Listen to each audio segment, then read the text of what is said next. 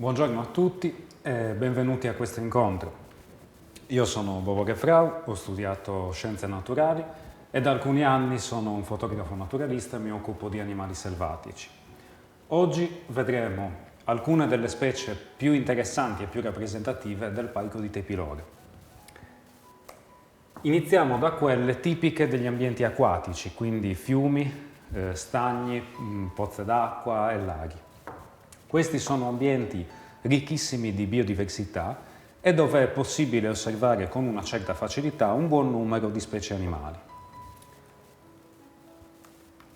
Iniziamo da uno dei rappresentanti più interessanti, più particolari del parco di Tepilora, quindi il pollo sultano.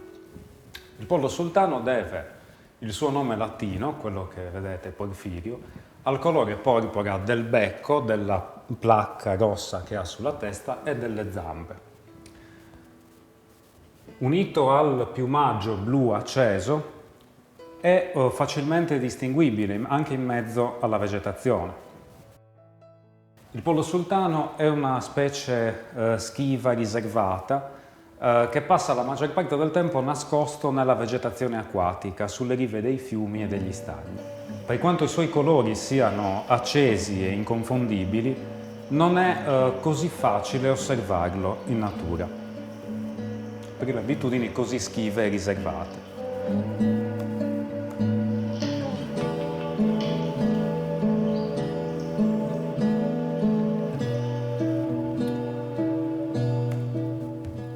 Il pollo sultano non nuota volentieri e non è un abile volatore. Le immagini che vediamo sono state realizzate con grande pazienza e con dispendio di molto tempo e energie.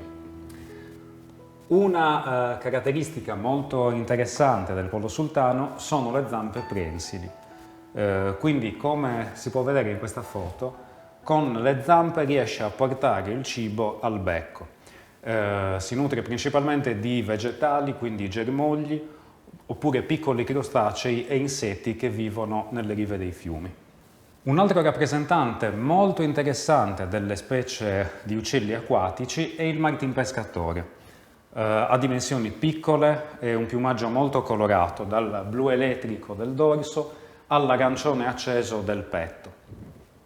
Il martinpescatore deve ovviamente il suo nome alle abitudini di caccia. Il martinpescatore infatti pesca tuffandosi totalmente in acqua da un posatoio elevato che si affaccia sulle rive del lago o dello stagno.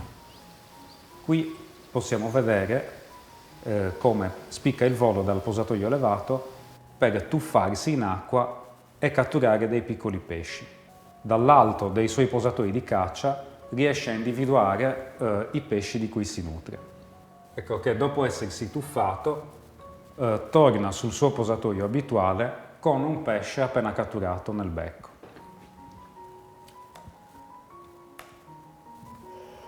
Dopo un'attenta pulizia è pronto per un'altra azione di caccia.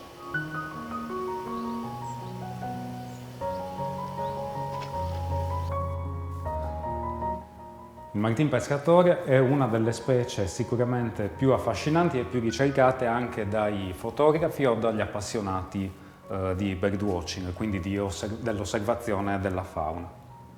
Stando sempre negli ambienti acquatici, possiamo osservare anche la garzetta. La garzetta è un piccolo airone, quindi di piccole dimensioni, inconfondibile per il piumaggio bianco e le zampe nere con estremità gialle. Anche la garzetta si è adattata alla vita negli stagni. Anche la garzetta cattura piccoli pesci, ma con una tecnica diversa da quella del martinpescatore, quindi non si tuffa interamente in acqua, ma con dei rapidi movimenti della testa e del becco riesce a catturare le sue prede. La garzetta si può osservare non solo lungo i fiumi, ma dopo piogge abbondanti anche nelle campagne dove si formano delle pozze d'acqua.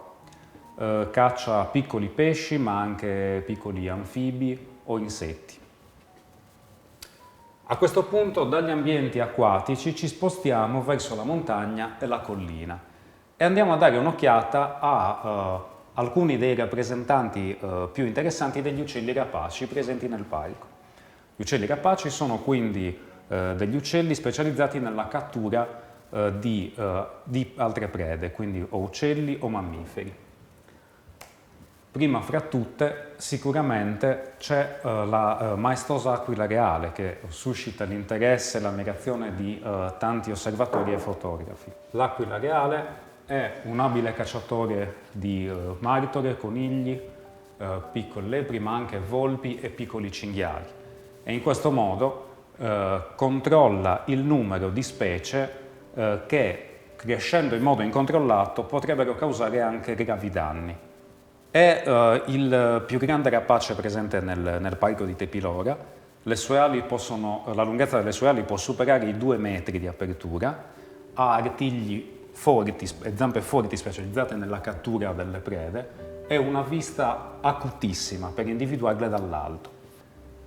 Le aquile passano tutta la vita in coppia. Una volta che un maschio e una femmina formano una coppia, passeranno tutta la vita insieme e costruiranno un nido all'interno del quale alleveranno fino all'involo le giovani aquile.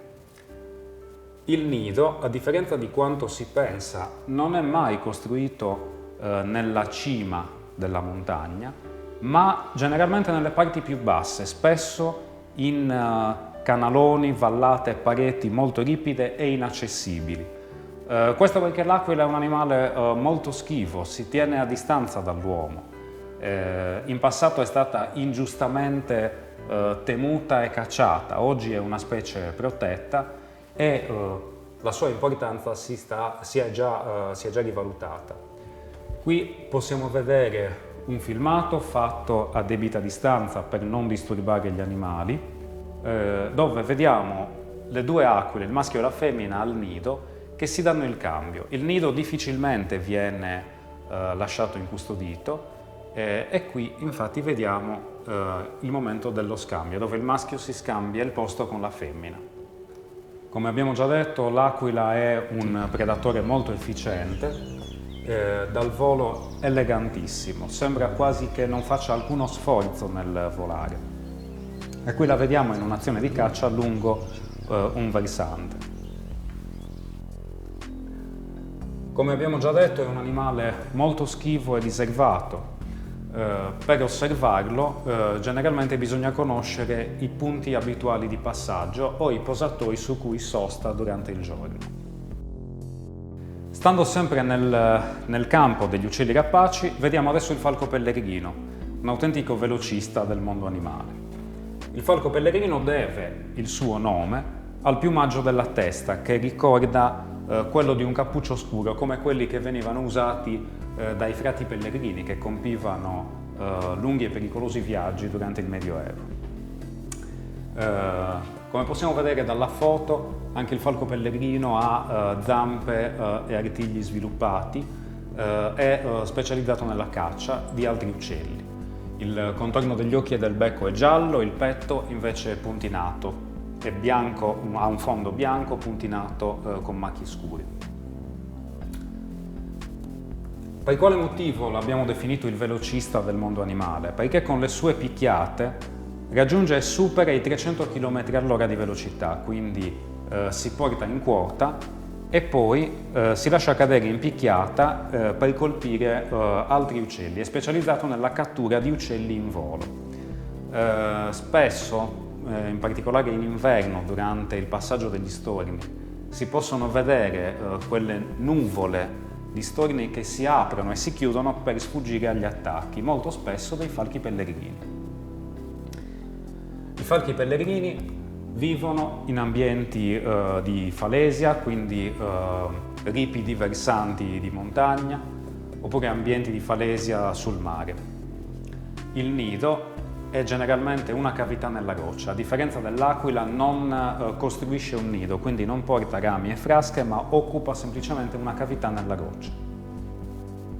I giovani falchi hanno un piumaggio leggermente diverso. Il petto è un po' più scuro e le puntinature sono più evidenti.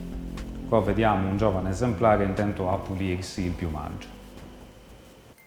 Passiamo ora a uno dei rappresentanti più affascinanti invece dei rapaci notturni, quindi il barbagianni.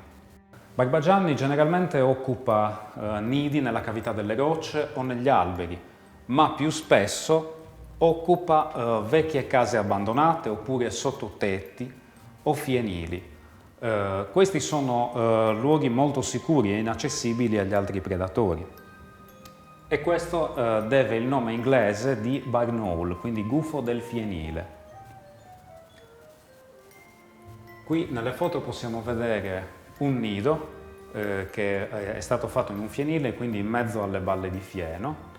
E in queste altre foto possiamo vedere l'ingresso in una casa abbandonata o l'uscita da una finestra.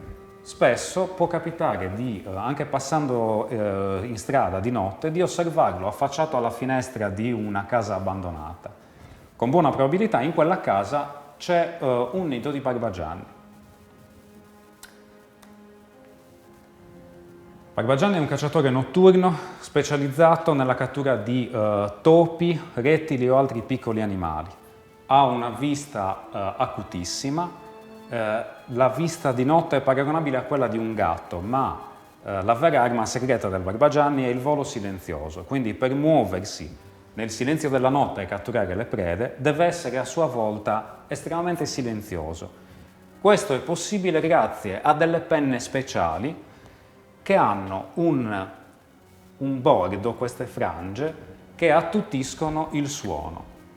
Il barbagianni non produce quasi alcun suono durante il volo. Adesso diamo un'occhiata invece dentro un nido, dentro la casa dei barbagianni, e vediamo a sinistra dei piccoli barbagianni, ancora non hanno il piumaggio, che aspettano il ritorno dei genitori, che gli portano costantemente prede.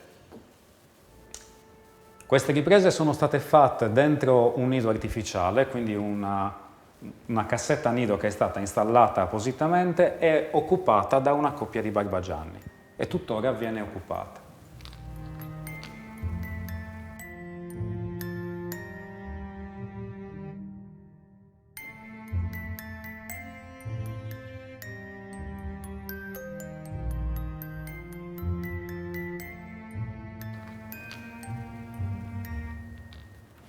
A destra invece vediamo i giovani barbagianni affacciati al nido e vediamo come alcuni siano più piccoli degli altri, e questo perché le uova non si schiudono tutte insieme.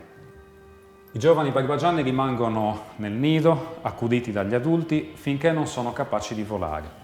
E qui vediamo le prove di volo di un giovane barbagianni di poche settimane.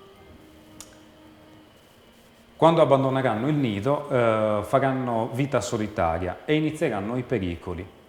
I pericoli principali sono dati dal traffico stradale, un gran numero viene investito ogni anno lungo le strade, e dall'uso di topicidi. Se un barbagianni cattura un topo che ha assunto del veleno, con buona probabilità muore. Quindi ecco, un minimo di attenzione si può prestare anche nel limitare l'uso di veleni e di topicidi nell'ambiente. Passiamo invece adesso ai mammiferi presenti nel parco.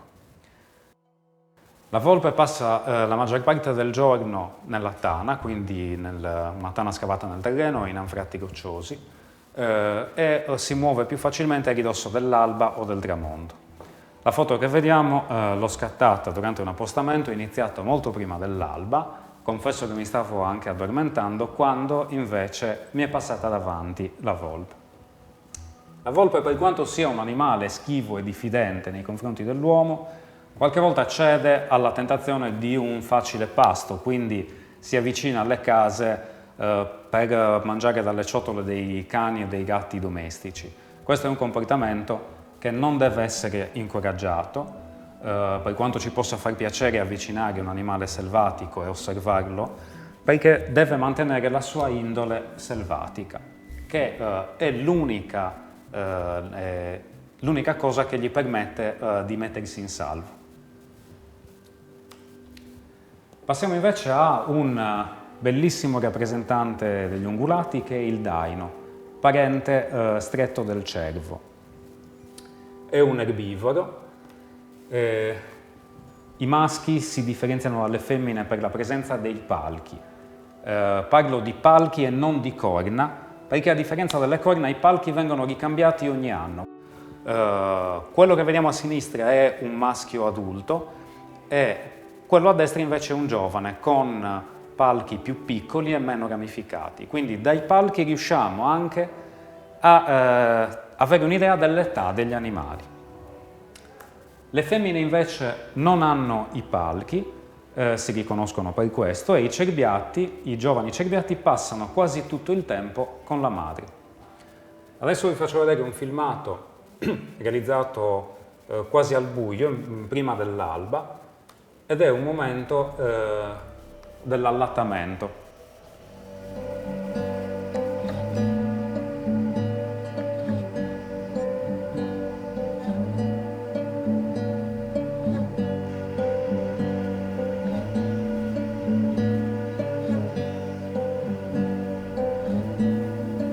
Questi animali sono attualmente protetti, mentre in passato venivano cacciati in tutta la Sardegna e sono stati portati quasi all'estinzione.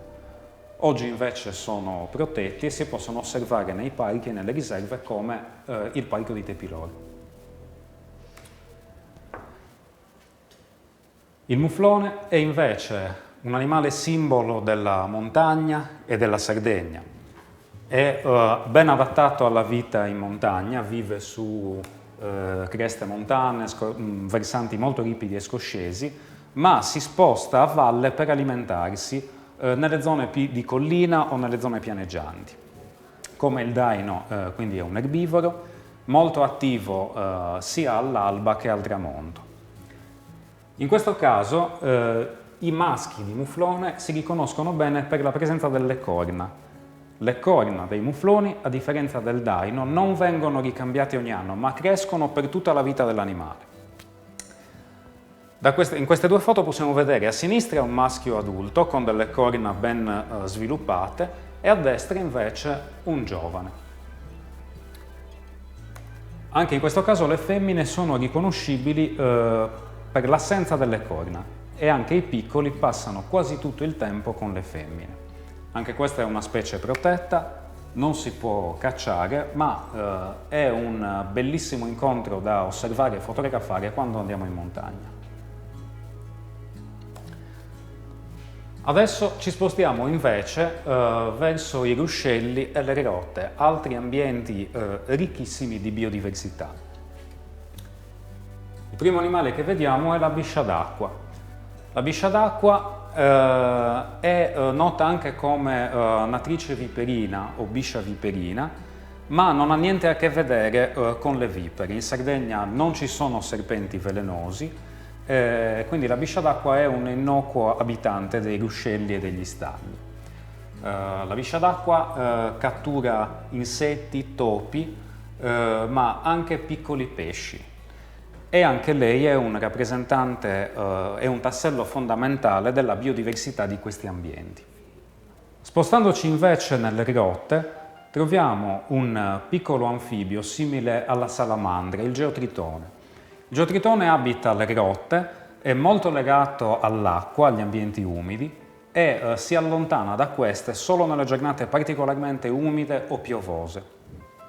Ha dimensioni molto piccole, più piccolo di una lucertola, e questa particolare specie, il geotritone del Montalbo, in tutto il mondo vive solo in Sardegna e nello specifico solo al Montalbo, quindi è un piccolo tesoro di biodiversità che abbiamo nel nostro territorio.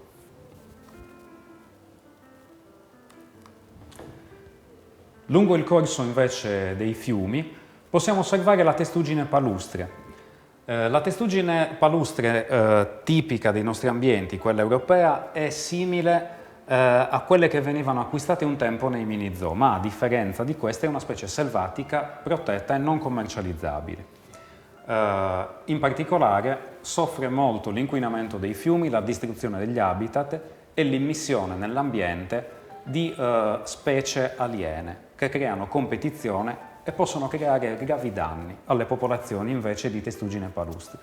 A questo punto ci spostiamo nei boschi e nelle praterie per dare un'occhiata a quel micromondo di insetti e ragni, di animali molto piccoli, spesso che passano inosservati, ma non per questo meno affascinanti degli altri. La mantide religiosa deve il suo nome innanzitutto alla postura delle zampe anteriori che vengono tenute come in preghiera. La mantide è un efficiente predatore diurno e notturno e sfrutta il mimetismo, quindi quando sta ferma immobile in mezzo agli steli d'erba è facile scambiarla per una foglia o per un rametto. In questo modo riesce ad avvicinare gli insetti, i ragni di cui si ciba, passando inosservata, sfruttando appunto il suo mimetismo. Col nome di defogliatori, invece, indichiamo tutte quelle specie di farfalle che hanno una caratteristica comune. Quindi le larve si cibano di foglie, da qui il nome defogliatori. Questi insetti ciclicamente si presentano in gran numero sia nelle pinete che nei boschi di latifoglie, quindi di leccio o di quercia. Questi insetti, quando superano un certo numero, possono recare gravi danni ai boschi. Sono quindi insetti da studiare, da tenere sotto controllo con metodi non invasivi per tutte le altre specie. Invece uno dei ragni più grandi, più belli, più interessanti presenti in Sardegna e nel parco di Tepilora è invece l'Argiope lobata. Questo ragno di grandi dimensioni costruisce una ragnatela in mezzo agli steli d'erba, in mezzo alla vegetazione e riesce a catturare insetti di dimensioni anche molto grandi come libellule o mantidi o cavallette. È ben riconoscibile per i colori e per la forma dell'addome, da cui deve il nome Argiope lobata.